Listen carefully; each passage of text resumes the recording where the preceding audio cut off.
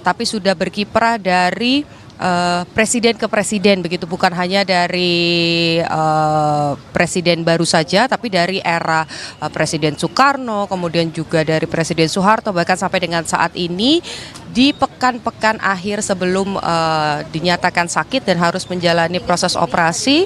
Mendiang ini masih terus berkarya, bahkan terakhir mengeluarkan album yang ditujukan untuk anak-anak Indonesia begitu, di mana salah satunya ini merupakan lagu medley yang di dalamnya ada lagu Indonesia Pusaka begitu. Jadi harapannya memang sepanjang karirnya Eyang Titi ini berharap agar anak-anak Indonesia khususnya bisa terus menjaga kebudayaan, mengenal bagaimana kemudian budaya Indonesia, kemudian juga terbiasa untuk melakukan hal-hal baik begitu ya. Salah satu lagunya kita ingat, apalagi anak-anak di era 90-an, lagu Menabung, yang tentu saja meskipun terdengar sangat sederhana, tapi ini mengajarkan agar anak-anak ini bisa menabung sejak dini. Kemudian juga lagu-lagu lain seperti Cinta Indonesia ataupun juga Aku Bangga Menjadi Anak Indonesia begitu.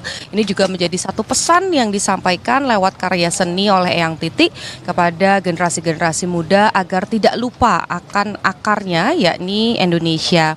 Tadi disampaikan untuk rencana pemakaman sendiri, Bremana dan juga saudara, ini rencananya akan disolatkan terlebih dahulu setelah sholat Jumat, atau tepatnya pada jam 1 siang ini nanti akan disolatkan di Masjid An-Nur yang ada di Perdatam atau di kawasan Pancoran Timur. Setelah disolatkan baru nanti bersama dengan keluarga dan juga kerabat akan iring-iringan mengantarkan langsung ke peristirahatan terakhirnya yang ada di Tanah Kusir. Bremana. Baik, terima kasih. Ini Putu Trisnanda langsung dari rumah duka Titi Puspa di Pancoran, Jakarta Selatan. Nanti kami akan kembali ke Anda untuk mengupdate informasi terkini dari sana. Dan saudara, ini masih adalah kondisi terkini ataupun visual terkini dari rumah duka Titi Puspa di kawasan Pancoran, Jakarta Selatan. Terlihat memang baru saja Presiden ke-6 RI Susilo Bambang Yudhoyono tiba dan saat ini tengah berbincang dengan pihak keluarga. Tentunya duka mendalam dirasakan seluruh masyarakat Indonesia, tidak hanya dari kalangan seniman, namun juga hingga mantan presiden juga turut merasakan duka yang sama.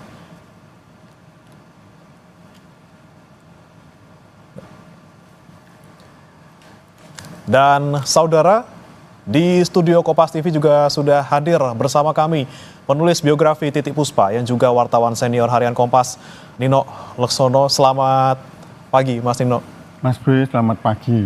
Ya, Mas Nino, ini kan kita menilai seorang sosok Titi Puspa yang sangat legendaris. Tidak hanya seorang penyanyi, dia juga aktris dan banyak sekali bidang seni yang digeluti oleh Titi Puspa. Dan dengan berpulangnya Titi Puspa, Mas Nino, mungkin ada yang bisa disampaikan pertama kali. Terima kasih. Assalamualaikum warahmatullahi wabarakatuh.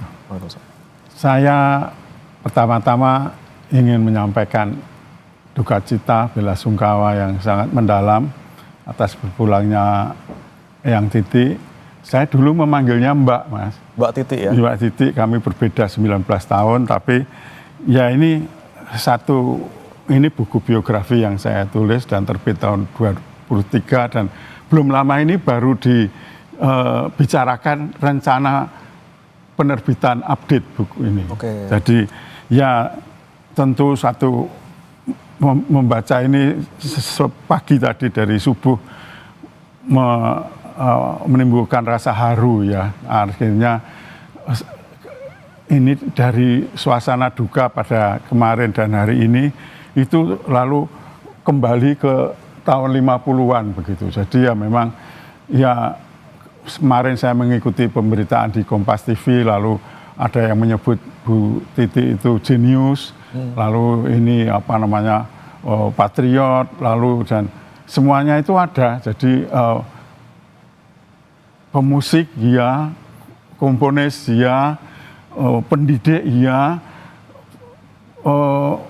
penganjur persahabatan yang tulus ya, dan patriotisme ya. Jadi menabung itu ya walaupun secara praktek perlu perlu dimutakhirkan begitu, tapi ide mengenai pengelolaan uang itu sesuatu yang patut kita garis bawahi. Dan itu juga menyasar tentunya waktu saya kecil juga kan saya termasuk salah satu yang disasar oleh Eyang Titi Puspa gitu ya. Saya sebagai anak kecil juga waktu itu sempat tersentuh juga gitu kan, bisa dikasih pesan-pesan positif tentang bagaimana kita menabung waktu itu. Nah, tapi Mas Nino, kalau kita flashback lagi, mungkin ini kan buku biografi yang Mas Nino tulis ini kan 2003 kalau tidak salah ya diterbitkan. Nah, waktu itu seperti apa prosesnya, kemudian apa saja yang Mas Nino torehkan di dalam buku ini? Ya, ini sebetulnya kalau perlu dilengkapi itu adalah mengenai sakit beliau tahun 2009 itu dan sampai kondisi terakhir ini. Tapi kalau membaca buku ini itu kita paham mengenai latar belakang keluarga, mengenai latar belakang awal karir beliau yang sebetulnya dilarang untuk menjadi penyanyi, tetapi ada seorang kakaknya Pak Sumarno itu yang membela dan mencarikan jalan begitu. Jadi ketika Bu Titi mau mengikuti lomba bintang radio itu diam-diam berlangsung secara rahasia. Dilarang gitu sama orang tua waktu itu ya Pak ya? Karena dilarang, karena memang ya jangankan walaupun itu pasca Bu Titi dulu Pak Ismail Marzuki menjadi pemusik saja juga dilarang sama ayahnya. Jadi memang tidak tahu kok ada pemusik, penyanyi itu pada satu masa itu dilarang semua. Dipandang tidak konotasi baik. Tapi setelah sukses ya semuanya menimbulkan rasa bangga. Nah di sini itu buku ini menuturkan lagu apa pertama yang itu bagaimana proses bintang radio itu. Beliau di Semarang ya, saya sendiri juga dari Semarang, jadi mengerti gitu itu. Kan Bu Titi itu semula ingin menjadi guru taman kanak-kanak. Guru TK, tapi rupanya panggilan seni itu lebih kuat dah ya, dan Tuhan menakdirkan membukakan jalan untuk bagi Eyang Titi ini untuk meraih sukses ya. Bukan hanya sukses, bahkan menjadi legenda ya. Menjadi legenda. Luar biasa, berarti keputusan yang 7 dekade lalu dilakukan oleh Eyang Titi adalah keputusan yang sangat tepat ya waktu itu, dengan tidak menjadi guru TK, beralih profesi menjadi penyanyi seperti itu ya Mas Nino ya. Iya memang banyak yang begitu ya. Jadi memang akhirnya beruntung bahwa ada tekad kuat dan memang bakat yang ternyata luar biasa, murni, sejati, dan seperti disampaikan pemusik semalam itu ya, Piyu itu menyebutnya memang ini jenius lah ya. Maestro itu tadi disebut maestro. Berarti berapa ratus lagu waktu itu Mas Nino yang Anda catat? Ya ini yang tertulis itu ya memang di sini beliau sendiri menyampaikan pada waktu itu ya 200-an, tapi yang lain menyebut 400. Tapi kemarin waktu beliau sakit di Singapura masih sempat menulis sekitar 60 lagu lagi. Jadi 60 lagi. Jadi agak sulit dihitung karena banyak yang bersifat jingle, ada yang senandung begitu. Mas Nino, kita tahan dulu Mas Nino, nih Pak SBY sedang menyampaikan sesuatu. Hadirin sekalian yang saya hormati,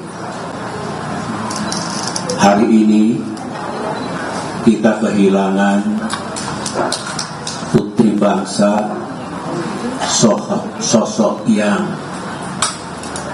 jasanya luar biasa. Kita mengenal Ibu Titi Puspa sebagai seniman, budayawan, penyanyi, tokoh bangsa, dan juga maestro dalam dunia musik. banyak jasa almarhumah. Beliau menjadi duta kesenian dan kebudayaan, boleh dikatakan dalam segala zaman. Mulai dari era Presiden Soekarno, Presiden Soeharto, Presiden Habibie, Presiden Abdurrahman Wahid, Presiden Megawati Soekarno Putri, waktu saya mengemban amanah masa Presiden Jokowi dan Presiden Prabowo Subianto. Kita sering mendengarkan keteduhan pesan-pesan melalui lagu-lagu yang dibawakan oleh almarhumah. Kalau kita simak baik-baik, almarhumah seolah berpesan dan mengajak kepada bangsanya, kepada negaranya, untuk rukun, mencintai kedamaian, kemudian juga mencintai alam semesta ciptaan Allah Subhanahu wa Ta'ala. Ini sebuah suri tauladan yang luar biasa. Saya kira bukan hanya di Indonesia, tapi juga di seluruh dunia diperlukan hadirnya pahlawan-pahlawan. Pahlawan bukan hanya di medan tempur ataupun pengertian pahlawan yang kita kenal, tapi siapapun bisa menjadi pahlawan dengan pengabdian, dengan kontribusi, dengan ajakan dan pesan-pesan moral yang disampaikan. Ibu Titi Puspa jelas memiliki persyaratan dan kategori sebagai sebuah pahlawan. Saya 3 bulan yang lalu sempat bersama-sama beliau karena kami sedang menjalankan proyek kemanusiaan, proyek masa depan, proyek untuk anak cucu kita, yang itu bersama-sama 35 artis penyanyi Indonesia yang insya Allah akan membawakan sebuah lagu bersama dengan judul Untuk Bumi Kita, Save Our World. Dan almarhumah sudah menyumbangkan suaranya dari 35 artis penyanyi Indonesia, beliau yang paling senior hingga penyanyi cilik yang semua memiliki kepedulian untuk kelestarian bumi kita. Kata-kata almarhumah yang direkam dalam lagu yang sedang digarap dan insya Allah bulan Mei atau Juni bisa dilepas untuk didengarkan oleh saudara-saudara kita masyarakat Indonesia maupun dunia, adalah raise your hand up and pray to the one that we pray. Sebetulnya mengajak kita semua untuk selalu menengadahkan tangan, memohon kepada Allah Subhanahu wa Ta'ala agar kita diberikan jalan yang baik untuk melanjutkan ibadah dan pengabdian kita. Itu adalah kata-kata almarhumah, kata-kata yang indah saya kira, karena boleh dikatakan itu lirik suara beliau yang nanti insya Allah akan dikenang oleh kita semua, oleh rakyat Indonesia dan insya Allah oleh dunia. Kami dengan teman-teman artis penyanyi 3 bulan yang lalu pernah bersama-sama almarhumah ketika saya undang semua berbincang-bincang di Cikeas untuk menyamakan hati dan pikiran kita sebelum kita bernyanyi bersama dalam lagu yang kami beri judul tadi adalah Save Our World. Lagu itu adalah lagu ciptaan saya pada tahun 2010 ketika menghadiri Climate and Forestry Conference di Oslo, Norwegia. Jadi pesannya tetap pesan untuk masa depan bumi kita, masa depan manusia, kelestarian alam. Dan beliau sudah berpulang ke rahmatullah. Marilah kita doakan agar almarhumah istirahat dengan tenang, hidup dengan tenang di sisi Allah dengan rahmat dan kasih sayangnya. Semoga pula almarhumah mendapatkan jalan yang terang dengan izin Allah Subhanahu wa ta'ala. Dan keluarga yang ditinggalkan semoga diberikan ketabahan dan melanjutkan mewujudkan cita-cita almarhumah yang belum terwujud. Itulah yang dapat saya sampaikan. Sekali lagi pada keluarga, terimalah ucapan bela sungkawa dan duka kami yang mendalam. Saya yakin Allah akan menerima kembalinya sosok penting ini, pahlawan kebudayaan ini, dan itu adalah sesuatu yang insya Allah akan membahagiakan almarhumah di dunianya yang baru, juga kebahagiaan bagi keluarga dan kita semua. Sekian, Assalamualaikum warahmatullahi wabarakatuh. Mengucapkan terima kasih kepada Yang Mulia. Saudara, baru saja kita simak tadi pernyataan dari Presiden ke-6 RI Susilo Bambang Yudhoyono terkait dengan ucapan bela sungkawa dan juga kenangan-kenangan selama bekerja sama dengan almarhumah Titiek Puspa.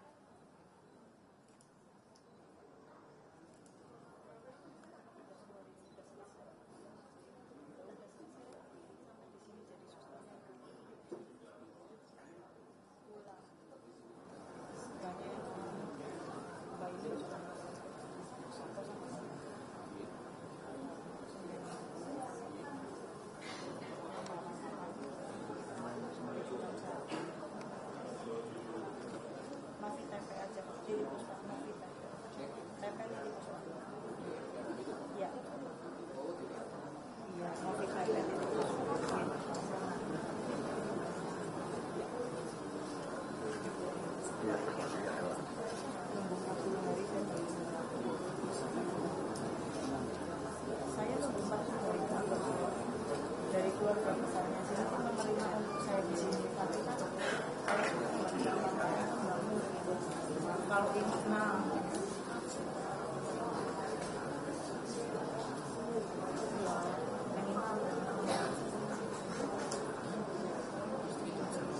dari keluarga besarnya sini